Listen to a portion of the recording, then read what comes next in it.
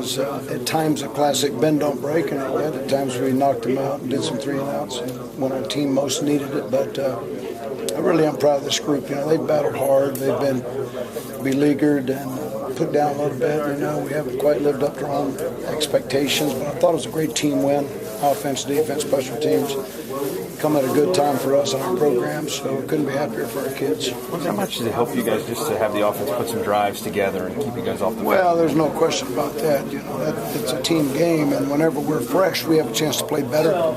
But we've always said all along, we don't care how or when we get on the field, it's only how we get off. And yet tonight, many times we got ourselves off pretty good. There's some 3-and-outs out there tonight.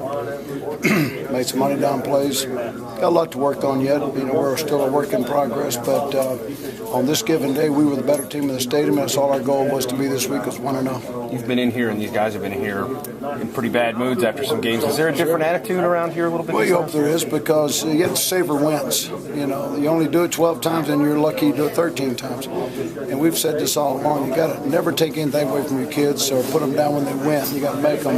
You got to glorify them and uplift them and make them feel great for all the investment they made throughout the week and all the past months of doing it. Help lead to tonight. And we'll relish this one for 24. Then we'll come back and go to work on the next one. But right now, I hope those kids are elated and feel good about themselves as individuals and people. And I hope they have a good time tonight and be safe and come back tomorrow ready to go again.